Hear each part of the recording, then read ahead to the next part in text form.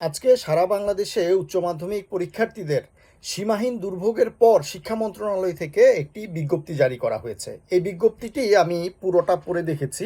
প্রথমে যেটা আমি আশা করেছিলাম কোথাও না কোথাও বলা থাকবে যে আমরা এই পরীক্ষা নেওয়ার সিদ্ধান্তের কারণে জনগণের যেই দুর্ভোগ হয়েছে, ছাত্রদের যে দুর্ভোগ হয়েছে, এজন্য আন্তরিকভাবে দুঃখিত। আমরা এই কাজ ভবিষ্যতে করব, এই কাজ থেকে বিরত থাকব। কিন্তু না, উনারা তো সর্বেসর্বা।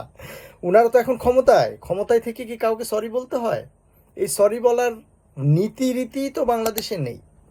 এখানে অনেক কথাই বলা আছে, তার মধ্যে আমি গুরুত্বপূর্ণ একটা জায়গা আপনাদেরকে পড়ে শোনাই, যেহেতু আপনারা দেখতে পাচ্ছেন না। এখানে বলা হচ্ছে, দেশের অন্যান্য শিক্ষা বোর্ডের অধিকাংশ পরীক্ষা কেন্দ্র কার্যক্রম পরিচালনার উপযোগী রয়েছে এবং সংশ্লিষ্ট জেলা প্রশাসন, আইনশৃঙ্খলা রক্ষাকারী বাহিনী, স্থানীয় প্রশাসনের সঙ্গে সার্বক্ষণিক সমন্বয়ের ভিত্তিতে পরীক্ষা গ্রহণের পরিবেশ বিদ্যমান রয়েছে মর্মে স্থানীয় প্রশাসন প্রতিবেদন প্রেরণ করেছেন। উক্ত প্রতিবেদনের উপর ভিত্তি করে পূর্ব নির্ধারিত সময়সূচি অনুযায়ী অন্যান্য বোর্ডের পরীক্ষা অনুষ্ঠিত হয়েছে। আচ্ছা যাক, মূলত যেই কথাটা বলা হচ্ছে সেটা হচ্ছে ওনারা সমন্বয় করেছেন এবং ওনারা বুঝতে পেরেছেন যে এই পরীক্ষাটা নেওয়া যাবে। এটা ওনারা কাদের সাথে পরামর্শ করেছেন স্থানীয় সরকার মন্ত্রণালয়ের সাথে, করেছেন ইউএনের সাথে, জেলা প্রশাসকের সাথে, আইনশৃঙ্খলা রক্ষাকারী বাহিনীর সাথে। কিন্তু বাংলাদেশে যে উদ্ভূত পরিস্থিতি সেটা হচ্ছে আবহাওয়ার সাথে রিলেটেড, এটা আইনশৃঙ্খলার সাথে রিলেটেড না।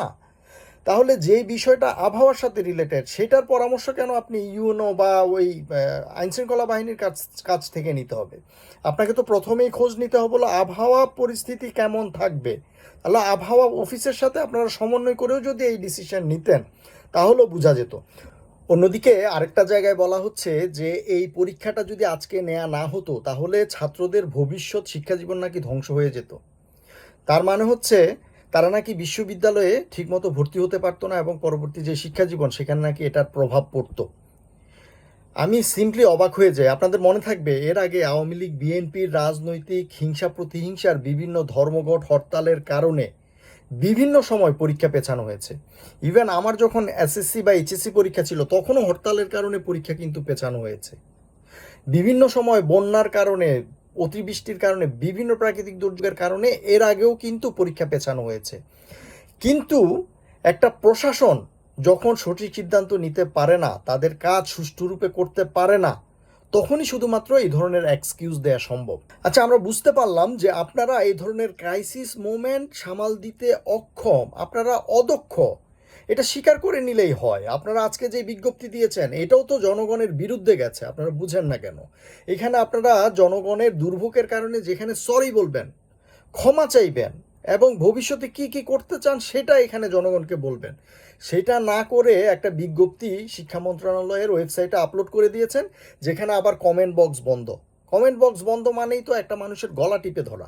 আপনি সাধারণ মানুষ কোনো কথাই বলতে পারবে না সেখানে। আপনারা জানেন যে আপনাদের 14 গোষ্ঠী উদ্ধার করবে, এই জন্যই তো আপনারা কমেন্ট বক্সটা অফ করে রেখেছেন।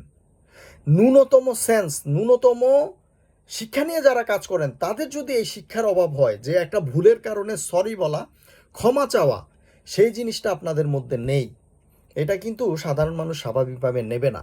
আজকের যে এই বন্যার মধ্যে সাঁতার কেটে গিয়ে পরীক্ষা দেওয়া, এক একজন হাঁটু পানি কোমর পানিতে ভিজে এই যে কোমলমতি শিশুরা গিয়ে পরীক্ষাগুলোতে অ্যাটেন্ড করেছে, আপনারা কি ভাবছেন এরা ভুলে যাবে? এগুলো তাদের মন থেকে যাবে না। এই সরকারকে এই ইয়াং জেনারেশন কিন্তু ওন করবে না। এতটুকু কমন সেন্স যদি আপনাদের না থাকে তাহলে আপনারা দয়া করে সরকার থেকে সরে যান, মানুষকে মুক্তি দিন। শিক্ষামন্ত্রী এহসানুল হক মিলন অথবা শিক্ষা সচিব যিনি আছেন, আপনারা আসলে কি জনগণের দুর্ভোগের কথা বোঝেন? ছাত্রদের সমস্যার কথা বোঝেন? নাকি ওনাদের ছেলে মেয়েগুলো সব দেশের বাইরে পড়াশোনা করেন বলে ওনাদের এই বিষয়ে কোনো ধারণাই নেই? এর আগে দেখেছেন শিক্ষামন্ত্রী গোপাল ভাঁড়ের মতো সেই নকল নিয়েই পড়ে আছে, নকল আর চলবে না, পড়তেই হবে, এইসব বিষয়ে উনি জোর দিচ্ছেন। কিন্তু উনি জানেন না 20 বছর আগে যেসব ছেলেমেয়েরা নকল করত তারা এখন কিন্তু আর নকল করে না। এখন শিক্ষা ব্যবস্থা পরিবর্তন হয়ে গেছে, এখন ছেলেরা স্মার্ট হয়ে গেছে, এখন শিক্ষার প্রশ্নের পদ্ধতি চেঞ্জ হয়ে গেছে। এখন আপনি নকল নিয়ে পড়ে থাকতে হবে না, আপনি কাঠামো তৈরি করতে হবে, শিক্ষা ব্যবস্থাকে এমন জায়গায় নিয়ে যেতে হবে যেন ছেলেমেয়েরা সারা বিশ্বের শিক্ষা ব্যবস্থার সাথে তাল মিলিয়ে চলতে পারে।